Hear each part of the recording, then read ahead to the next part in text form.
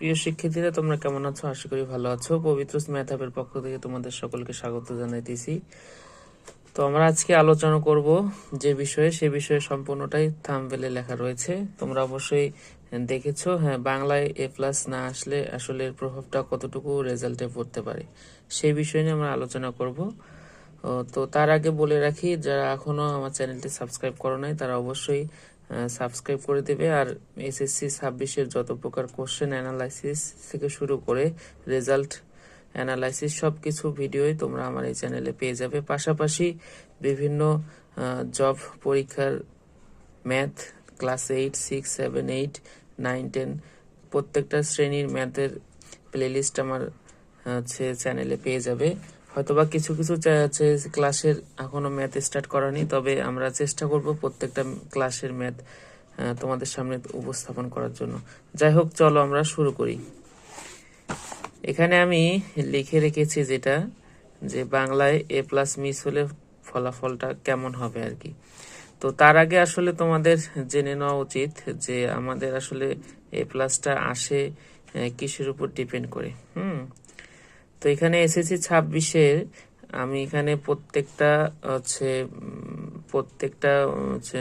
বিভাগের আর কি সাবজেক্টগুলো লিখে রেখেছি। বাংলা প্রথম পত্র, বাংলা দ্বিতীয় পত্র, ইংরেজি প্রথম, ইংরেজি দ্বিতীয়, তথ্য যোগাযোগ প্রযুক্তি, গণিত, বাংলাদেশ বিশ্ব পরিচয়, পদার্থ রসায়ন, ফিন্যান্স, ভূগোল, পরিবেশ, কৃষি শিক্ষা, গার্হস্থ্য বিজ্ঞান, হিসাব বিজ্ঞান, রসায়ন, পৌরনীতি, ব্যবসায়, উদ্যোগ, উচ্চতর গণিত, বিজ্ঞান, জীববিজ্ঞান, অর্থনীতি, ধর্ম। হ্যাঁ, এগুলো আসলে SSC 26-এর প্রত্যেকটা বিভাগের আর কি সাবজেক্ট। এখানে আমি সবগুলো লিখে রেখেছি এই কারণেই যেন তিনটা বিভাগেরই স্টুডেন্ট যারা রয়েছে তারা অনেকেই আমার ভিডিও যারা দেখবে তারা হয়তো বিভিন্ন বিভাগের হতে পারে। এই কারণে আমি সবগুলো বিভাগের পত্রগুলো লিখেছি। এখান থেকে আমরা আসলে বুঝাই দিব।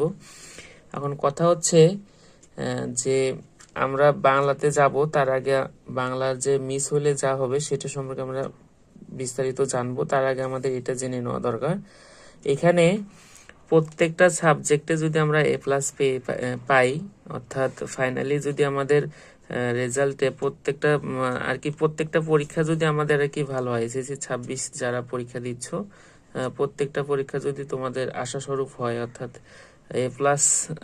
A+ মিস না হয়, সেক্ষেত্রে আমাদের কিন্তু ফাইনালি যে রেজাল্টটা আসবে সেটা কিন্তু তুমি আগেই বলে দিতে পারবে আর কি, যে তোমার রেজাল্ট কি হতে যাচ্ছে। হ্যাঁ, এরকমটা আমিও বলে দিয়েছিলাম আমি যখন SSC দিয়েছিলাম। তো আসলে আগে থেকে আমার জানা ছিল আমার রেজাল্টটা কি আসবে। যাই হোক, তোমরা যদি এরকম প্রত্যেকটাতে A+ পাও, তাহলে তো বুঝতেইছো তোমরা টোটালি ফাইনালি একটা A+ রেজাল্ট আসবে।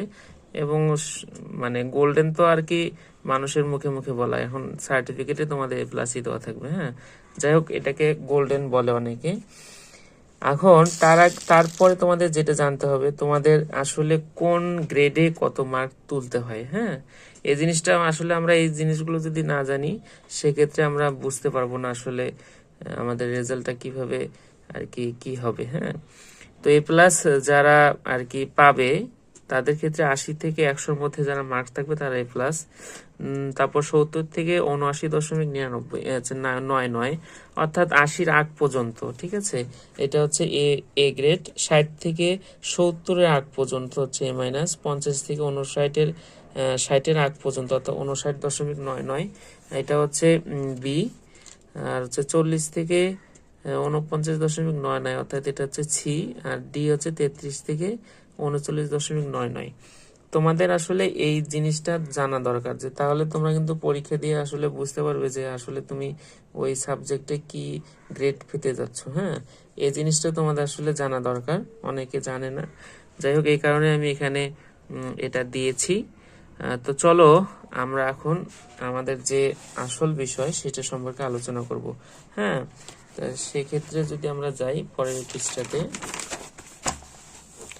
এখানে আমি লিখে রেখেছি বিজ্ঞান বিভাগের জন্য। হ্যাঁ, এটা অন্যান্য বিভাগের জন্য হতে পারে, সমস্যা নাই, কিন্তু তোমরা মিলে নিবে। এখন বিজ্ঞান বিভাগের জন্য আমি লিখে রেখেছি। হ্যাঁ, যাই হোক, এখন কথা হচ্ছে অনেকের বাংলা পরীক্ষা আসলে আশাস্বরূপ হয়নি। অনেকের এমসিকিউ খারাপ হয়েছে অথবা অনেকের লিখিত খারাপ হয়েছে। আবার বাংলা সেকেন্ড পেপার যেটা দ্বিতীয় পত্রতে অনেকে রচনা ভালোভাবে লিখতে পারো নাই, অথবা সেক্ষেত্রে এমসিকিউ খারাপ হয়ে গেছে, অথবা সিকিউ ভালো করতে গিয়ে এমসিকিউ, এমসিকিউ ভালো করতে গিয়ে অন্য আর একটা পার্ট খারাপ হয়ে গেছে। হ্যাঁ, এরকম আসলে অনেকেরই হয়েছে। আবার অনেকে প্রথম পরীক্ষা অ্যাটেন্ড করতে যাওয়ার কারণে, অনেকে নার্ভাস থাকার কারণে এই সমস্যাগুলো হতে পারে, অথবা মানসিক ভাবে সে দুর্বল ছিল, যার কারণে হতে পারে। বিভিন্ন কারণবশতই পরীক্ষাগুলো খারাপ হয়ে যায়।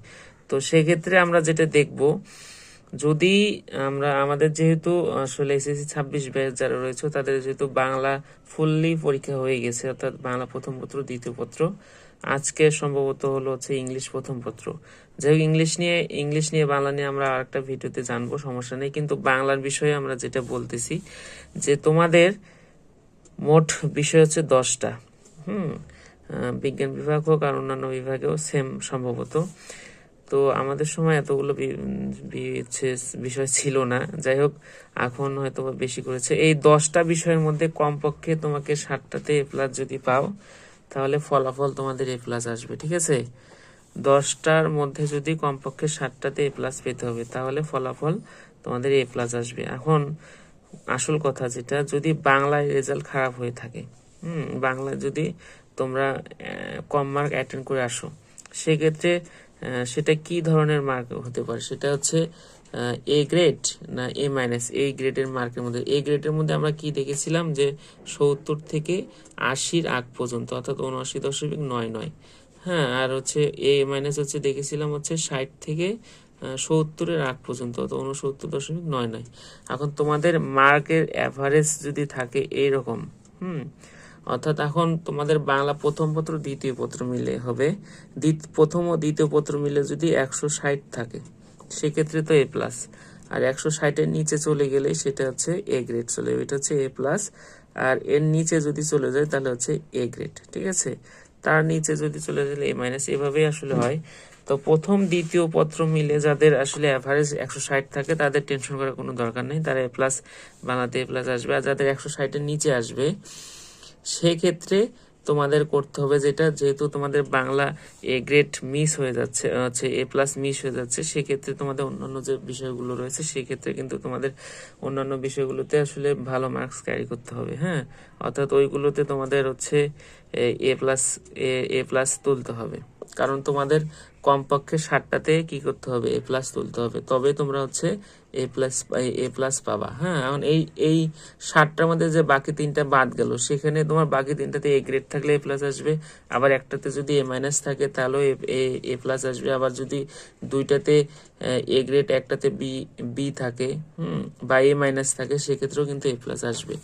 এখন কথা, তারপর তবে তোমাকে অন্য বিষয়গুলোতে ভালো মার্ক তুলতে হবে। হ্যাঁ, যদি এরকম 160-এর নিচে আসে, তাহলে A গ্রেড থাকে, সেক্ষেত্রে তোমাদের বাকি যে সাবজেক্টগুলো আসতেছে সেগুলোতে তোমাদের ভালো করে মার্ক ক্যারি করতে হবে।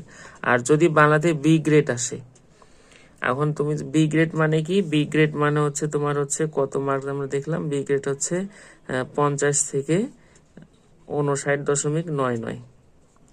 তা এটা বি গ্রেডের মার্ক। যদি এরকম মার্ক আসে বাংলাতে, সেক্ষেত্রে অবশ্যই তোমাকে 8টাতে A+ তুলতে হবে। ঠিক আছে, 8টা সাবজেক্টে তোমাদের A+ তুলতে হবে, আর একটাতে A গ্রেড তুলতে হবে। তাহলে বাংলায় তোমার বি, 8টাতে A+, আর একটাতে A গ্রেড, তাহলে তোমাদের A+ মিস হবে না। ঠিক আছে, A+ তোমরা পাবে। আর যদি এগুলো না হয়, অর্থাৎ এগুলো যদি চেঞ্জ হয়ে যায়, কম চলে আসে, সেক্ষেত্রে তোমাদের A+ তো মিস হয়ে যাবে। তবে আশা রাখি তোমাদের A+ মিস হবে না, কারণ বোর্ড পরীক্ষাতে আসলে সবাই নার্ভাস থাকে, এই কারণে এরকম হয়। দেখা যাবে অন্যান্য সাবজেক্ট দিয়ে সেটা পুষিয়ে নেয়। তা তোমাদের ক্ষেত্রেও তাই হবে। ঠিক আছে, সবাই ভালো থাকবে, সুস্থ থাকবে, আর অবশ্যই পবিত্র ম্যাথ হাবের পাশে থাকবে, এবং এরকম ভিডিওগুলো পেতে চাইলে অবশ্যই রেসপন্স করবে, সাবস্ক্রাইব করে পাশে থাকবে। ঠিক আছে।